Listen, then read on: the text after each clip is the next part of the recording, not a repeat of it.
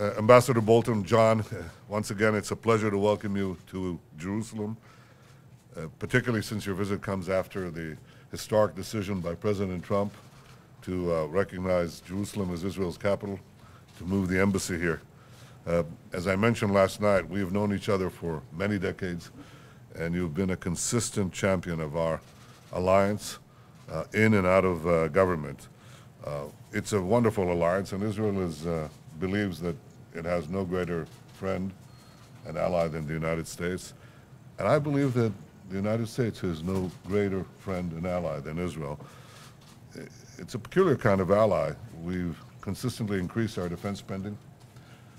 We insist on defending ourselves by ourselves and appreciate all manner of American support. But we believe that the alliance is the alliance of the strong and like-minded, and we share America's values for freedom and liberty. Under President Trump, that alliance has grown stronger than it's ever been, and your visit here gives us an opportunity to make it even stronger and to align our policies even more closely on Iran, on Syria, on Gaza, and on the many challenges that face both our countries in this region. We had a wonderful discussion last night, and today we'll have the opportunity to continue and expand on many fields with you and your delegation. I know, John, you have a lot on your plate, so let me say how much I appreciate the fact that you're dedicating 3 days of meetings and discussions to your visit to Israel. That's no small matter. Second, I want to use this opportunity once again to thank President Trump from walking away from the terrible deal with Iran. The nuclear deal did not block Iran's path to the bomb. It paved Iran's path to an entire nuclear arsenal.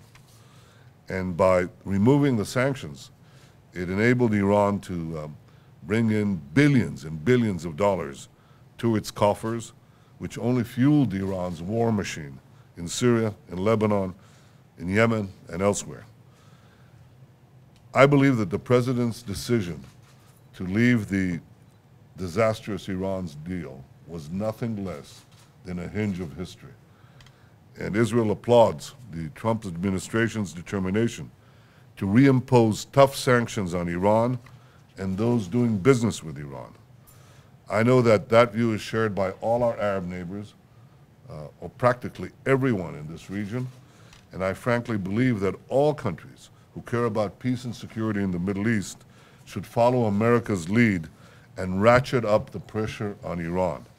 Because the greater the pressure on Iran, the greater the chance that the regime will roll back its aggression. And everybody should join this effort. In standing up to the regime, we stand with the people of Iran.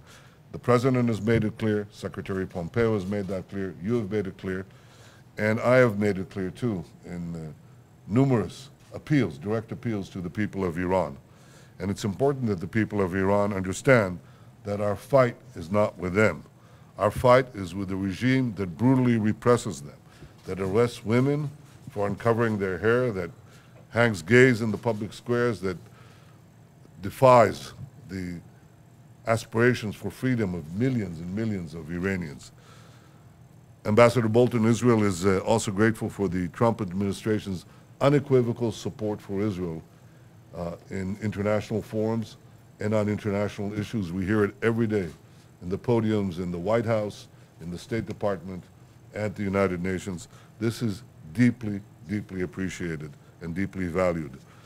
We appreciate as well the continuing American commitment to maintaining Israel's qualitative military edge, which enables us to defend ourselves by ourselves against any threat. I look forward to our discussion, and I know that this visit will materially enhance the great alliance between our two nations, which serves the greatest interests and the best interests of both our peoples. Welcome to Jerusalem. Thank you. Well, Mr. Prime Minister, thank you very much for that warm welcome. It's a privilege and an honor to be here again in Jerusalem, Israel's capital. And I look Could you say that again? Israel's capital. And I look forward to visiting the American embassy in Jerusalem that President Trump ordered some time back. I think your analysis of the issues that we have to face is right on spot target. It's a question of the highest importance for the United States that Iran never get a deliverable nuclear weapons capability. It's why President Trump withdrew from the wretched Iran nuclear deal. It's why he is reimposing economic sanctions. It's why we've worked with our friends in Europe to convince them of the need to take stronger steps against the Iranian nuclear weapons and ballistic missile program. It's why we continue to worry about Iran's role as the central banker of international terrorism. It's why we worry about Iran's belligerent military activity in Iraq, in Syria, with Hezbollah in Lebanon and in Yemen. All of these threats in the region are also global threats because of the risk of international terrorism and especially terrorist possible use of weapons of mass destruction. I think the alliance between Israel and the United States and between the people of Israel and the people of the United States has never been stronger. I think President Trump has made that a cornerstone of his foreign policy, as you have made it a cornerstone of your policy as Prime Minister. So it's very important, helpful to the United States to have the opportunity to meet with you, to have these extended discussions with you and your senior advisors. I am really delighted to be back here. It's been a pleasure to know you over the years, to be members of the Union of Former UN Ambassadors, and I look forward to the chance to discuss the whole range of issues that confront Israel and the United States. Thank you. Welcome. Glad to be here. Glad to be here.